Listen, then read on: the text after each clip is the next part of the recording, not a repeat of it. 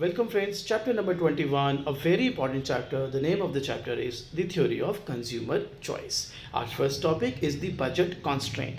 Well guys, semester 3 hall variant, you will be getting this particular topic, this budget constraint as a chapter there. सो वहाँ पर मैंने काफ़ी detail में explain किया हुआ है, आप सेम 3 की प्लेलिस्ट में देख सकते हैं वो. पर अभी सेम 1 के लिए मैन क्यू एक्सप्लेन करनी है हमें, तो उसमें हम काफ़ी बेसिक नॉलेज ही आपके साथ डिस्कस करेंगे. So the budget constraint. Well, we examine the decision facing a consumer who buys only two goods, Pepsi and pizza, and minded this is just an assumption. तो बच्चा देखो, real life में any consumer buys so many goods. Yes sir, he does. Then why you are assuming that he is buying only two goods? Because मेरा बच्चा, since we are working with a two-dimensional diagram, तो आसानी रहेगी, simple रहेगा analysis हमें करना. Suppose he has an income of rupees 1000 and the price of 1 pint of Pepsi is rupees 2 and the price of a pizza is rupees 10. If he buys only Pepsi, obviously he'll get 500 units. If he buys only pizza, 100 units. Or he can buy a combination of both. For example, 50 pints of Pepsi costing him $100, 90 pizzas costing him $900. Total is 1000, which is there. So बच्चा आगे बढ़ते हैं इसके ऊपर. The graph in figure 1 shows the consumption bundles that the consumer can choose. The vertical axis shows Pepsi and the horizontal axis shows the number of pizzas. Now we draw a line called AB, which is also called the budget line. Minded this 100 and this 500 has come from these. Now the equation of the budget line, my friends, is P1x1 plus P2x2 is equal to M, and the slope of budget line measures the rate at which the consumer can trade one good for the other. Recall that the slope between 2 points is calculated as change in the vertical distance divided by the change in the horizontal distance. इसको rise over run भी हम कहते हैं. Now on the budget line, the vertical distance is 500 pints and the horizontal distance is 100 pizzas. Thus the slope is 500 upon 100, that is 5 pints per pizza. Notice that the slope of budget constant equals the relative price of two goods. A pizza costs 5 times as much as a pint of Pepsi. Therefore the slope of budget line is minus P1 upon P2. Negative sign आप इसलिए लगाते हैं क्योंकि inverse relation है, एक बढ़ाओगे good तो दूसरा कम करना पड़ेगा. अब मेरे बच्चों, आपको आज तक जो भी आपने बेसिक माइक्रो इकोनॉमिक्स पढ़ी है ना राजे, उसमें कुछ बातों के बारे में आपको रटवाई गई हैं कि स्लोप ऑफ बजट लाइन बेटा ये होता, रट लो इसको. तो वो कौन कौन से, आप दुनिया के किसी कोने में हो, आपको ये चीज़ सिखाई गई है कि देखो मैंने स्टार्ट से दिखाया, स्लोप ऑफ बजट लाइन को MRE कहते हैं. Sir MRE market rate of exchange. तो ये किसी न किसी ने जरूर कभी ना कभी अपनी लाइफ में पढ़ा हुआ है. अच्छा, कुछ लोग ऐसे भी एक्सप्लेन करते हैं, slope of budget line shows the rate at which market is willing to sacrifice one good for the other. कुछ ने ऐसे भी सिखा हुआ है, slope of budget line shows the rate at which a consumer has to sacrifice one good for the other. सीखा हुआ है ना बच्चे? हाँ जी सर, सब सारा ठीक है, ये सब सारा ठीक है, लेकिन ये ना बहुत अच्छे डिस्क्रिप्शंस है मेरा बच्चा, एक्सप्लेनेशन नहीं है. इससे ये नहीं पता चल रहा बच्चे कि आप वाकई में स्लोप ऑफ बजट लाइन को माइनस P1 बाई P2 कैसे कह सकते हैं.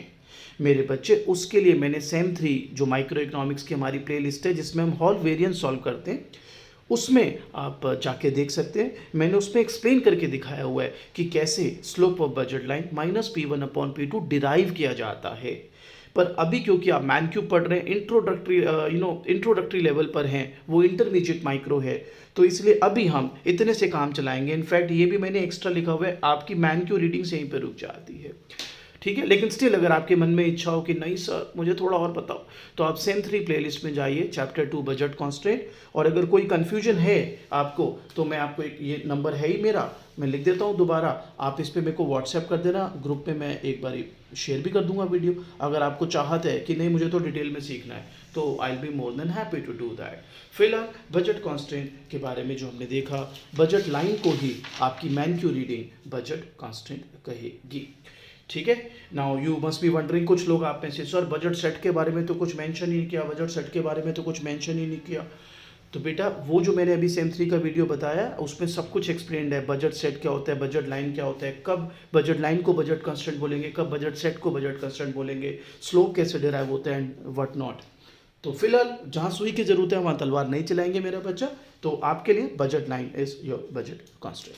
हालांकि मैंने सवाल आपके दिमाग में जरूर डाल दिए, तो ये आपको जरूर परेशान करने चाहिए. एंड सोल्यूशन, अब मैंने दर्द दिया तो दवा भी मैं दे रहा हूँ ना, आप वो वीडियो भी देख सकते हैं. कोई दिक्कत हो मुझे शेयर कर लेना. ठीक है, व्हाट्सएप पर। चलिए आगे बढ़ते हैं। सो नेक्स्ट टॉपिक है हमारा प्रेफरेंसेस। तो देखो बेटा, आप एक आपके पास एक बजट है और वो बजट आपको दिखाता है कि आप क्या क्या अफोर्ड कर सकते हो, कूल। लेकिन मेरा बच्चा, आप जो भी अफोर्ड कर सकते हो वो ज़रूरी नहीं है सब खरीदो आप। ज़रूरी क्या, वो तो खरीद भी नहीं सकते, उसमें से आपकी अपनी प्रेफरेंस रहेगी कि okay this combination I can afford, that combination I can afford, now I have to see which combination suits my needs the most. तो आइए फिर प्रेफरेंस उसी के बारे में आपको एक्सप्लेन करता है। Let's go for it. And again मेरी आदत थोड़ी ख़राब है, ये जो प्रेफरेंस दिख रहा है इस पर अगेन सेमेस्टर 3 माइक्रो में पूरा एक वीडियो है प्रेफरेंस के ऊपर। तो अगर ज़्यादा खुजली हो तो फिर वहाँ से भी आप देख सकते हैं, मगर वो इंटरमीडिएट माइक्रो इकोनॉमिक्स है, दिस इज इंट्रोडक्टरी। तो यहाँ पर हम बेबी स्टेप्स चलेंगे। आइए शुरू करते हैं। So the consumer's preference is allowed to choose among different bundles of Pepsi and pizza. He will choose the bundle or combination that best suits his taste. If the two bundles suit his taste equally well, we say that the consumer is indifferent between the two bundles. We can represent such preference graphically with the help of indifference curve. An indifference curve shows the bundles of consumption that make the consumer equally happy. अब IC की जैसी बात आती है ना, तो मैं all over India क्या ऑल ओवर वर्ल्ड, बच्चे कहते हैं IC, oh it's a piece of cake. I really do hope so कि आप बड़ी क्लासेस में भी ऐसा बोलें। तो अच्छे से जब आप मेरे आगे के वीडियोस देखेंगे आपको पता लग जाएगा, कहानी इतनी सिंपल नहीं है जी। एनीवेज अभी तो सिंपल है। So in figure 2 the consumer preferences are represented with indifference curve which show the combination of Pepsi and pizza that make the consumer equally satisfied. तो देखिए सुंदर सा इंडिफरेंस कर्व, चाहे कॉम्बिनेशन सी लो, चाहे कॉम्बिनेशन बी लो, चाहे combination ए लो, मज़ा same है, सेटिस्फैक्शन सेम है। आइए कुछ बातें करते हैं। Because the consumer is indifferent among the combinations A, B and C, they all are on the same IC. If the consumer consumption of pizza is reduced, say from A to B, consumption of Pepsi must increase to keep him equally happy. If consumption of pizza is reduced again from point B to C, the amount of Pepsi consumed must increase yet again. क्योंकि दोनों ही good उसे पसंद है ना इन अ वे, तो एक good बढ़ेगा, एक गुड कम होना ही पड़ेगा, तभी तो उसको सेम लेवल ऑफ सेटिस्फैक्शन प्राप्त होगा। ठीक है, इस पे भी थोड़ा सा और भी काम करेंगे, अच्छा मजा आएगा आपको। The slope at any point on the IC equals the rate at which the consumer is willing to substitute one good for the other. The rate is called MRS. मेरे प्यारे बच्चों, जब मैं बात कर रहा था आपके बजट कॉन्स्टेंट की, तो उसका स्लोप था the rate at which market is willing to sacrifice one good for the other, या the rate at which consumer has to sacrifice one good for the other. IC का slope बताता है the rate at which consumer is willing to sacrifice one good for the other. चलो थोड़ा सा time लगेगा but एक example देता हूँ। सपोज मेरे पास एप्पल्स हैं और मुझे ऑरेंज चाहिए, तो मैं मार्केट में गया, मैं ना मन बना रखा था मैंने कि मेरे को अगर एक ऑरेंज देगा ना दुकानदार, तो मैं उसके लिए 4 एप्पल्स दे दूँगा। I have apples, I need oranges. तो मैं गया उसके पास, मेरे मन में था कि मैं 4 एप्पल्स दे दूंगा एक ऑरेंज के लिए। तो that is MRS, the rate at which I am willing to sacrifice one good for the other, the rate at which I am willing to sacrifice apples for 1 extra unit of orange. तो मैं market गया, मैंने कहा भाई साहब एक orange चाहिए। कहता हम तो एप्पल के बदले में ही ऑरेंज देते हैं। मैंने कहा ठीक है, कितने एप्पल्स के बदले में एक ऑरेंज देते हैं? बोला 2 एप्पल्स दे दो, एक ऑरेंज उठा लो। So that rate is MRE। क्यों? देखो ना, it shows the rate at which market is willing to sacrifice one good for the other, or it shows the rate at which consumer has to sacrifice one good for the other. तो मेरा बच्चा, मेरी willingness तो 4 apples देने की थी एक orange के लिए, बट मुझे देना कितना है? 2।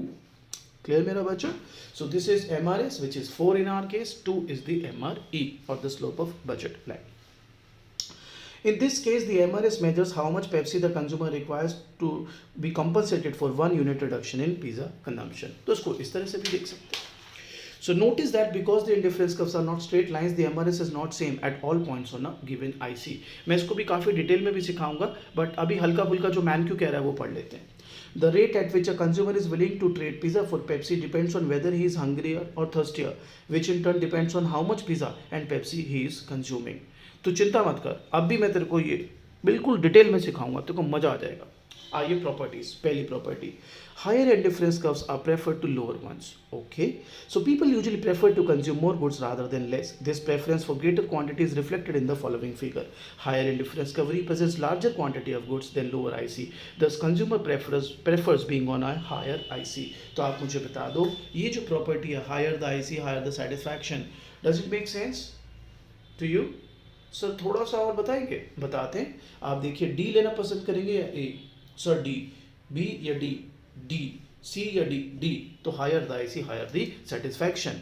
आप डी इसलिए थोड़ा ना पसंद कर रहे हो कि आपका नाम दामिनी या दीपक है, या आप दिल्ली में रहते हो, या दादर आपको बहुत पसंद है। No, because the combination actually giving you more of goods. Second है the indifference curve are downward sloping. तो the slope of an indifference curve reflects the rate at which the consumer is willing to substitute one good for the other. In most cases, the consumer likes both the goods. Therefore, if the quantity of one good is reduced, the quantity of the other good must increase for the consumer to be equally happy. For this reason, most indifference curve slopes downward. मैंने यहाँ पर क्यों लिखा most indifference curve? मैं हल्का फुल्का अभी बताऊंगा, लेकिन आप सेम 3 की प्लेलिस्ट में जाके डिटेल में चैप्टर 3 प्रेफरेंस देख सकते हैं। तो मैं आपके लिए कुछ कॉम्बिनेशंस लेके आता हूँ। देखो मेरे बच्चों, मैं आपसे कहता हूँ ये एक इंडिफरेंस कर्व है, ये एक इंडिफरेंस कर्व है, ये एक इंडिफरेंस कर्व है और ये एक इंडिफरेंस कर्व है। तो बच्चा कहता है ये तो समझ आ रहा है, ये क्या बना दिया आपने? अभी बताते हैं ना बच्चा। तो ये बता, तुझे कॉम्बिनेशन ए ज़्यादा पसंद है या बी? ए अच्छा है या बी? सर बी, बहुत बढ़िया। अच्छा, कॉम्बिनेशन ए ज़्यादा अच्छा है या बी? सर बी, बहुत बढ़िया। कॉम्बिनेशन ए ज़्यादा अच्छा है या बी? अरे सर बी। कॉम्बिनेशन ए ज़्यादा अच्छा है या बी? है सर, कॉम्बिनेशन ए ज़्यादा अच्छा है या बी? सर एक कम हो जाता है एक बढ़ जाता है। सर बराबर, सर दोनों बराबर है सर, सेम सेटिस्फैक्शन सर। तो बेटा आप इंडिफरेंस कब शो करते हो? जब सेम सेटिस्फैक्शन मिल रही हो, इसलिए IC has to be downward sloping. अब यहाँ पे जो कुछ समझदार बच्चे हैं, वैसे तो आप सारे ही समझदार हो, लेकिन कहाँ पे टीचर को घेरना है उनको मैं मानता हूँ समझदार। वो कहेंगे सर बेवकूफ़ क्यों बना रहे हो? मैंने कहा क्यों? कहता है सर यहाँ पे सेम सेटिस्फेक्शन नहीं मिल रही, यहाँ पे सेम नहीं मिल रही, यहाँ पे सेम नहीं मिल रही। मैंने कहा हाँ। तो सर क्या आप हम क्या जौनपुर से आए, मजाक बना रहे हो हमारा? मैंने कहा क्यों, क्या हो गया? कह रहे सर आप आईसी कैसे कह रहे हो इनको? मैंने कहा क्यों? कहते हैं आईसी की फुल फॉर्म क्या होती है? मैंने कहा इंडिफरेंस कर्व। तो इंडिफरेंस कर्व पे कौन से कॉम्बिनेशन होते हैं सर? मैंने कहा जो इक्वल सेटिस्फेक्शन देते हैं। तो कहता है सर ये इक्वल कहाँ दे रहे हैं? मैंने कहा तो कहता है सर इंडिफरेंस कर्व नाम कैसे रख सकते हो, शर्म नहीं आती आपको? मैंने कहा भाई ऐसा है, little knowledge is very dangerous. कहता क्या मतलब? मैंने कहा ये भी इंडिफरेंस कर्व हो सकते हैं। कहता कैसे? उसके लिए सेम सेटिस्फेक्शन देनी जरूरी है। मैंने कहा रुक जा, थम जा। ये वाला आईसी कब हो सकता है? जब एक गुड गुड हो और एक गुड बैड। बच्चा कहता है मतलब? बताता हूँ मतलब। सपोज मैं एक ट्रैफिक पुलिसमैन के पास गया, मैंने कहा वो बताइयो तनख्वाह बढ़ गई, तनख्वाह तो बताओ। गुड वाला गुड बढ़ गए, गुड मान रहे तनख्वाह को। कह रहा अभी लड्डू मंगाता हूँ। मैंने कहा रुक जाओ, आपके वर्किंग आवर्स भी बढ़ गए, धुआं भी ज़्यादा खाएगा फेफड़े। कह रहा क्या बात करो, तो बैड भी बढ़ गया। अब आप बताओ तनख्वाह भी ज़्यादा मिल रही है मगर धुआं भी ज़्यादा मिल रहा है, वो खुश हो उदास या इंडिफरेंट? Sir indifferent. सर कोई और एग्जाम्पल दो। भाई एग्जाम्पल कुछ भी हो सकता है, वो कंज्यूमर टू कंज्यूमर वेरी करता है, किस गुड को वो नॉर्मल यानी गुड कहता है और किसको बैड गुड बोलते हैं जिससे उसे नेगेटिव यूटिलिटी मिले। सर एक एग्जांपल और देता हूँ। सपोज तेरी मम्मा तेरे को गर्मा गर्म दूध पिलाती है ग्लास में, उसके ऊपर मलाई भी आती है, तेरे को मलाई पसंद नहीं है, दूध तेरे को बहुत पसंद है। तो जब भी दूध आता है ना तो मलाई पहले तू चादर की तरह उसको बाहर करता है, फिर दूध पीता है। अब अगर मैं तेरे को बोलूँ कि 1 गिलास की बजाय आज 2 गिलास मिलेंगे, आहा मज़ा आ गया, लेकिन साथ में 2 गिलास की मलाइयाँ भी तो झाड़ना पड़ेगा। तो गुड भी बढ़ा और बैड भी बढ़ा, इसलिए level of satisfaction remains same. तो सर हम ये वाला क्यों मान रहे हैं? क्योंकि तेरे को एज्यूम करना है तेरे लिए दोनों गुड गुड हैं, तेरे लिए दोनों गुड नॉर्मल है भैया। समझ गया? अच्छा सर इसको ऐसे कैसे कह सकते हो? भैया इनको कहते हैं न्यूट्रल गुड। अगेन मेरा सेम 3 का वीडियो देख ले, प्ले लिस्ट में है भैया, फ्री है, आराम से देख। हजारों लोग ऑलरेडी देख चुके, तू भी देख। तो देख न्यूट्रल गुड्स क्या होते हैं। सपोज ये वेज आइटम है, ये नॉन वेज है, ठीक है, ये 5 आइटम है, ये 5 आइटम है, ये 6 आइटम है। तो मैं एक पार्टी में गया, मैं तो वेजिटेरियन हूँ, सपोज क्या हूँ यार, चलो तो मैं गया पार्टी में, 5 वेज आइटम थे, 5 नॉन वेज। अपन को नॉन वेज से क्या मतलब, ठीक है। तो उसके बाद बेटा हमें तो कोई मतलब नहीं है नॉन वेज से। तभी मेरा एक दोस्त आया, कह रहा गुड न्यूज़ है, गुड न्यूज़। मैंने कहा क्या गुड न्यूज़ है? कहता है गुड न्यूज़ ये है कि नॉन वेज आइटम एक एक्स्ट्रा आ गया है। 6 हो गए। तो आप बताओ मैं खुश हूँ, उदास हूँ या इनडिफरेंट? मैं वेजिटेरियन हूँ सर, इनडिफरेंट बिल्कुल। Unless and until I am a sadistic, sadistic समझते हो ना, दूसरों के सुख से दुखी होने वाला, तो वो ना हूँ मैं अगर, तो ऑब्वियसली मुझे क्या फ़र्क पड़ता है भाई। तो ऐसे में दोनों सेम सेटिस्फेक्शन देंगे, किसे? मुझे, जो कि एक वेजिटेरियन है। बंदा कहता है ये क्या है, ये जब यहाँ वेज हो यहाँ नॉन वेज, तो ये मत बोलियो तू कि ये आईसीज नहीं है, तू सावन में अंधा हुआ, दुनिया हरी नहीं है। तो मैं आईसी इनको बोल सकता हूँ, लेकिन नॉर्मल गुड के केस में ये आईसी पॉसिबल नहीं है। नॉर्मल गुड के केस में IC will be downward sloping, क्योंकि एक गुड बढ़ेगा और एक गुड कम हो जाएगा। तब भी तेरी भूख प्यास ना मिटी हो तो वीडियो देख ले सेम 3 जाके। Third property, indifference curves do not cross each other. Suppose two indifference curves are shown in the following figure. Since point A and B lie on the same IC, they should give equal satisfaction. In addition, since point B and C lie on same IC also, so they both should also give same satisfaction. Now, if A is equal to B and B is equal to C, therefore A must be equal to C, even though C has more of both the goods, which contradicts the assumption that the consumer always prefer more of both goods to less. Therefore, two ICs cannot intersect each other. तू देख ले A और C same कैसे हो सकते हैं भाई? ये फिनोमिना को हम कहते हैं, आगे पढ़ेगा तो बड़ी क्लासेस में, ट्रांजिटिविटी। क्या कहते हैं? ट्रांजिटिविटी। चलो जी, यहाँ तक क्लियर, आगे बढ़ते हैं। अब मैं आपको सिखाता हूँ नेक्स्ट प्रॉपर्टी, जो कि है indifference curves are bowed inward और IC is convex to the origin. Well मेरा बच्चा, शॉर्ट में मैं आपको बता रहा हूँ, IC is convex to the origin due to DMRS. मैं दो तरीके यहाँ पर इस्तेमाल करूँगा, एक जिस पर आप काफ़ी कंफर्टेबल होंगे, दूसरा that will leave you with one big question as well. आइए शुरू करते हैं।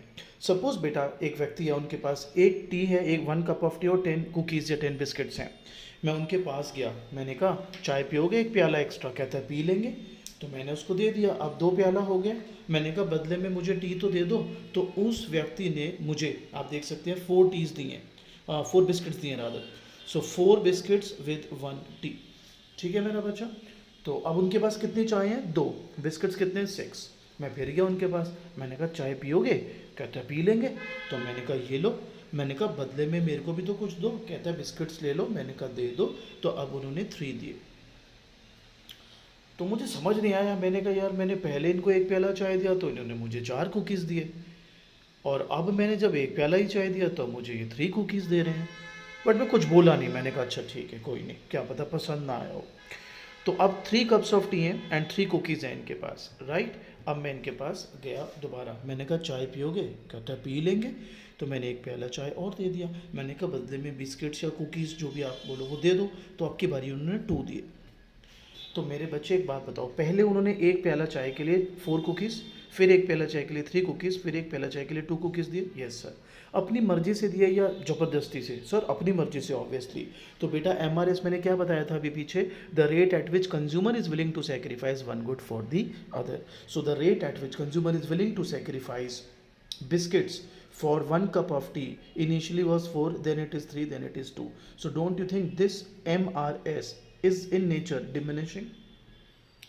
तो बच्चा कहता है प्रूफ क्या करना चाह रहे हो? मैं कहता हूँ जी मैं ये प्रूफ करना चाह रहा हूँ कि इससे ना जो आईसी है वो कॉन्वेक्स टू द ओरिजिन होगा। बच्चा कहता है इससे क्या प्रूफ करना चाह रहे हो?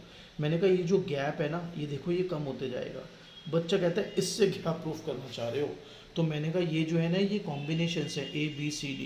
बच्चा कहता है इससे क्या प्रूफ करना चाह रहे हो? मैंने कहा देखो 1 10 2 6 3 3 4 1।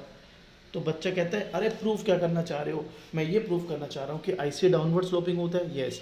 Higher the IC higher the satisfaction, yes. 2 ICs can not intersect each other, yes. और नॉर्मल गुड्स के केस में IC convex to the origin होता है। तो आप इसकी मतलब समझो, अगर मैं एक स्ट्रेट लाइन आईसी बनाऊं तो है तो वो भी डाउनवर्ड स्लोपिंग, अगर मैं एक कॉन्केव आईसी बनाऊं तो है तो वो भी डाउनवर्ड स्लोपिंग। तो आईसी डाउनवर्ड स्लोपिंग सिर्फ से बात नहीं बनेगी। अगर आपके दोनों गुड्स नॉर्मल हैं तो ना सिर्फ आईसी डाउनवर्ड स्लोपिंग होगा बल्कि कॉन्वेक्स टू द ओरिजिन भी होगा। अब आप कहोगे जी आपने शुरू में कहा था 2 अप्रोचेस से सिखाओगे कि ऐसा क्यों होता है, तो वो बताओ। बिल्कुल बताता हूँ। पहली अप्रोच जो आपको एलिमेंट्री लेवल, बेसिक लेवल पे सिखाई जाती है, जो गलत नहीं है but it should rather confuse you a bit. कैसे मैं बताता हूँ, मैं करूँगा ना आपको कंफ्यूज, ये मेरा काम है। वेल आप बताइए पहला चाय के लिए कितने बिस्किट्स दिए? 4। दूसरे चाय के लिए 3, तीसरे के लिए 2। ऐसा क्यों हुआ? तो आपको आपके बेसिक, जहाँ पर भी दुनिया के किसी कोने में आप पढ़ रहे हो, आपको ये बताया जाता है because it is due to law of diminishing marginal utility. बच्चा कहता है हाँ मैंने करा था। तेरे को पता है ये कराया होगा, भूखा आदमी है, पहली रोटी खाई ज़्यादा सेटिस्फेक्शन, दूसरे पे कम, या प्यासा आदमी है, फर्स्ट ग्लास ऑफ वाटर ज़्यादा satisfaction, second come, third come, and so on. तो सर इससे क्या लेना देना उसका? लेना देना ये है कि आपके पास जैसे जैसे चाय बढ़ती गई, आपको एक्स्ट्रा चाय से मिलने वाली यूटिलिटी कम होती गई, सेटिस्फेक्शन कम होती गई। तो अगर मुझे सेटिस्फेक्शन कम हो रही है तो मैं उसके लिए सेक्रीफाइस भी कम कर रहा हूँ। So this is the standard mechanism जो ऑल ओवर वर्ल्ड पढ़ाया जाता है कि डिमिनिशिंग एमआरएस, क्योंकि लॉ ऑफ डीएमयू लग गया। बट मेरे को तो एक कन्फ्यूजन करनी है आपके दिमाग में क्रिएट।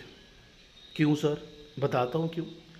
जिसने भी आपको ये पढ़ाया है कि diminishing MRS due to law of DMU, आप उनसे, उन्हीं की किताब, उन्हीं के नोट से एक सवाल देख सकते हैं। उन्होंने आपको ये भी कराया साथ में, कार्डिनल एंड ऑर्डिनल अप्रोच का difference. Cardinal and ordinal approach का डिफरेंस, यानी ये दोनों अप्रोचेज अलग है ना। ऑर्डिनल आईसी अप्रोच होती है, कार्डिनल में ये लॉ ऑफ डीएमयू और ये सब यूज़ होता है। Yes sir. तो बेटा अगर दोनों अप्रोचेज अलग हैं तो तू लॉ ऑफ डीएमयू जो कार्डिनल अप्रोच का कॉन्सेप्ट है उसको ऑर्डिनल अप्रोच यानी आईसी में यूज़ कैसे कर रहा है भाई?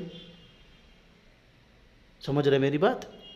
अभी तू सेम 1 में, अभी तू छोटा है, जब तू सेम 3 में जाएगा 150 पेज मिलेंगे तुझे कंज्यूमर थ्योरी पर, और उसमें सिर्फ आधा पेज मिलेगा और कार्डिनल अप्रोच पर, उसमें भी उसकी बुराइयां लिखी होंगी। तो अभी से ये फ़र्क पकड़ना शुरू कर कि तू ऑर्डिनल अप्रोच कर रहा है, और अगर ऑर्डिनल अप्रोच कर रहा है तो कार्डिनल के टर्म्स नहीं यूज़ करने तेरे को। गलत नहीं है वो चीज़, ये मैं पहले बोल दूँ, पर अगर ऑर्डिनल और कार्डिनल अप्रोचेस अलग अलग है तो फिर मैं ऑर्डिनल में कार्डिनल टर्म यूज़ क्यों करूँगा बच्चे? तो फिर बच्चा कहता है तो मैं कैसे फिर इसको प्रूफ करूँ? मैं बताता हूँ कैसे प्रूफ करना है मेरे बेटे को। ये बताओ, पेपर 3 महीने बाद है, मैंने कहा चलो मूवी देखने चलते हैं, 3 घंटे की मूवी है, 1 घंटा आना 1 घंटा जाना, 5 घंटे लगेंगे, तो शायद आप सब तैयार हो जाओ। लेकिन कल पेपर है और मैं बोलूँ मूवी देखने चलना है, आप कहोगे दिमाग ख़राब हो गया कि हमारा पेपर है, आपको मूवी की लगी हुई है। आप कहोगे कहना क्या चाहते हो इस एग्जाम्पल के थ्रू? मैं बताता हूँ ना मैं क्या कहना चाहता हूँ। जब इसके पास 10 बिस्किट्स थे ना, he was feeling like a king, ये 4 बिस्किट दे दिए मुझे। लेकिन जब वही 3 रह गए तो बड़ी वैल्यू होने लगी उसकी। तो फिर जब वैल्यू होने लगी है तो फिर आप उसका सेक्रीफाइस भी कम करोगे। अभी जैसे जैसे पेपर आएंगे मेरे वीडियोस की वैल्यू बढ़ जाएगी आपके लिए, है ना। तो जब चीज़ ज़्यादा होती है, समय बहुत था तो कोई वैल्यू नहीं थी, क्या है, लेकिन जब समय कम होगा तो फिर उसी चीज़ की वैल्यू बढ़ जाएगी ना। I am talking in terms of studies. और वैसे भी कोई गुड ज़्यादा होगा मैं उसकी वैल्यू नहीं करूँगा उतनी, जैसे ही वो कम होगा मैं उसकी वैल्यू बढ़ा दूंगा। एग्जैक्टली इज हैपनिंग है। बिस्किट ज़्यादा थे, वैल्यू नहीं कर रहा था मैं, जैसे जैसे कम हुआ वैल्यू बढ़ गई, वैल्यू बढ़ गई तो फिर मैं उसका सेक्रीफाइस भी कम करूँगा। कूल गाइस, चलिए आगे बढ़ते हैं। अगला टॉपिक है the consumers optimal choices. Well, इसके ऊपर डिटेल में अगर आपको पढ़ना है ना, बिल्कुल जिसको कहते हैं रज के एकदम, तो आप चैप्टर नंबर 5 माइक्रो इकोनॉमिक्स हॉलवेरियन, मैंने ना सेम 3 का वीडियो प्लेलिस्ट है मेरा, आप उसमें जाके पढ़ सकते हो। इतने डिटेल में है कि आपको मज़ा आ जाएगा। लेकिन मैं आपको एक वार्निंग पहले दे दूँ, it has nothing to do with your sem 1 syllabus. Variance should not be used when we are doing Mankiw. ये सिर्फ उन लोगों के लिए जिनके दिमाग में कुछ अफगानी कीड़ा है कि नहीं हमें तो एक्स्ट्रा पढ़ना है, तो पढ़ो भाई, मज़ा लो। सेम 3 माइक्रो इकोनॉमिक्स प्लेलिस्ट में जाइए, चैप्टर 5 का वीडियो निकालिए और मुझे खुशी खुशी वाले बढ़िया बढ़िया मैसेज करिए। फिलहाल इधर आ जाते हैं consumers optimal choice. Consider once again Pepsi and pizza. The consumer would like to end up with the best possible combination of Pepsi and pizza. That is the combination on highest possible IC. Figure shows the budget constant and 3 ICs. The highest the consumer can reach is IC2. आप देख सकते हैं।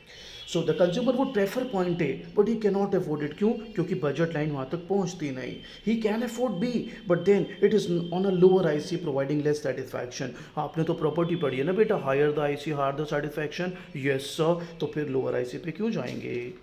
So this point is the optimal point that represents the best combination of consumption of Pepsi and pizza available to the consumer. At optimal point, slope of IC is equal to the slope of budget line, or IC is tangent to the budget line, or MRS is equal to MRE. और आपको पता ही है, मैं पीछे बता चुका हूँ, MRE is P1 by P2. अच्छा, यहाँ पे कुछ बच्चों के दिमाग में सवाल आ सकता है कि सर जब हमने बेसिक पढ़ा था ना ये वाला, तो हमें हमेशा हमारे टीचर ने ये बोला था कि नेगेटिव साइन लगाओ। हमेशा हमने नहीं लगाया था, हमारे नंबर भी काटे थे, और एक टीचर ने तो मुझे बहुत बुरी तरह से डांट भी दिया था कि तेरे को नेगेटिव साइन कहा है ना लगाने को, क्यों नहीं लगाता? हुआ था ना आपके साथ? हाँ सर हुआ था। तो सर आप क्यों नहीं लगा रहे हैं यहाँ पे नेगेटिव साइन? मेरे बच्चों, MRS के एक गुट बढ़ाओगे एक गुट कम होगा। ये भी एक गुड बढ़ाओगे एक गुड कम होगा, तो ये एसेंशियली दोनों ही नेगेटिव है। सो एट ऑप्टिमल दोनों तरफ से नेगेटिव साइन हटा सकते हैं। आइए नेक्स्ट टॉपिक देखते हैं। It says how changes in income affect the consumers choice. तो सबसे पहले इसको सीखने से पहले हम देख लें कि आप बेसिक्स के साथ दुरुस्त है कि नहीं। सपोज मेरा बच्चा इनकम किसी व्यक्ति की 100 रुपीज़ है, price of X 5, price of Y 10। Don't you think अगर वो सिर्फ गुड एक्स लेगा तो 20 यूनिट्स, खाली गुड वाई लेगा तो 10 यूनिट्स, 100/5 100/10, राइट? Yes sir. अब मेरे बच्चों अगर मैं बोलूँ इनकम ही 200 हो गई तो डोंट यू थिंक ऐसे पैरेलल शिफ्ट हो जाएगा, 200/5 40, 200/10 20। हाँ सर। मेरे बच्चे एक चीज़ और है इसको समझने का तरीका, आपको तो मैंने सिखाया ही हुआ है ना बच्चों, slope of budget line is -P1/P2। हाँ सर आपने सिखाया हुआ है मेरे प्यारे बच्चों। अब अगर आपकी इनकम बढ़ जाए तो स्लोप पे थोड़ी ना कोई फ़र्क पड़ रहा है। हाँ सर कोई फ़र्क नहीं पड़ रहा बेटे, अगर स्लोप पे फ़र्क नहीं पड़ता तो तुम तो इकोनॉमिक्स ऑनर्स की पढ़ाई कर रहे हो, तुम्हारा फेवरेट पेपर तो MME है, मैथ्स है ना। तो मैथ्स में ये सिखाया जाता है ना कि अगर स्लोप सेम है तो लाइंस पैरेलल होंगी। हाँ सर ये भी तो एक तरीका है, वेरी गुड, यही तरीका मैंने यहाँ लगाया। सो हमारे पास केस आ गया how changes in income affect the consumers choice. तो इंक्रीज इन इनकम, तो वेल मेरा बच्चा अगर इनकम बढ़ रही है, आप देख लो पहले केस में दोनों गुड्स की डिमांड बढ़ रही है तो both are normal goods. Chapter 4 में मैंने आपको सिखाया था ना, इनकम बढ़े डिमांड बढ़े तो good is a normal good. इस वाले केस में जैसे इनकम बढ़ी, आप देख रहे हो एक्स की डिमांड तो बढ़ रही है बट वाई की डिमांड कम हो रही है, तो good 1 x is normal, good 2 is inferior. I know आपके दिमाग में क्या चल रहा है, आई नो दैट, अरे मुझे पता है, बताता हूँ। ये बजट लाइन, ये ऑप्टिमम, ठीक है, इनकम बढ़ गई, जो तेरे दिमाग में चल रहा है वो बना रहा हूँ। हाँ ये भी पॉसिबल है कि एक्स इन्फीरियर हो जाए और वाई नॉर्मल हो जाए, ठीक है भाई, यही था ना दिमाग में, बिल्कुल पॉसिबल है, ठीक है। अब तेरा सवाल मैंने पूरा करा ना, अब मेरा भी एक सवाल तू पूरा कर। इस केस में बता कि इनकम बढ़ी है तो बोथ आर नॉर्मल, दोनों की डिमांड बढ़ी, हाँ सर। इस केस में इनकम बढ़ी, एक्स की डिमांड बढ़ी, वाई की कम हो गई, तो एक्स नॉर्मल वाई इन्फीरियर, हाँ सर। इस केस में इनकम बढ़ी, एक्स की डिमांड कम हो गई, वाई की बढ़ गई, तो एक्स इन्फीरियर वाई नॉर्मल, हाँ। अब मेरा एक सवाल है, इनकम बढ़ी, मैं चल बना के दिखाता हूँ, ये बजट लाइन है, ये ऑप्टिमल पॉइंट है, इनकम बढ़ गई, ठीक है। Can both goods be inferior? Sir question repeat करना। इनकम बढ़ गई ना, तूने देखा दोनों गुड्स की डिमांड भी बढ़ सकती है, दोनों नॉर्मल, एक्स की बढ़ सकती है वाई की घट सकती है तो X normal Y inferior, Y की बढ़ सकती है एक्स घट सकती है तो वाई नॉर्मल एक्स इन्फीरियर। हाँ सर, तो क्या ये हो सकता है इनकम बढ़े दोनों गुड इन्फीरियर हो जाए, यानी इनकम बढ़े दोनों की डिमांड कम हो जाए? हाँ सर हो सकता है। अच्छा तो ये जादू मुझे भी सिखा दे भाई तू। इनकम बढ़ेगी, डिमांड अगर दोनों की कम होनी है तो समवेयर इधर आएगा। हाँ सर, तो बजट लाइन तो तेरी यहाँ पे। So it is not possible कि both the goods are inferior at the same time. तो मज़ा आने वाला है तुझे इस चैप्टर में, मज़ा आना शुरू तो हो ही गया है, अगले वीडियो में तो मज़ा और भी ज़्यादा आएगा, ठीक है। चल।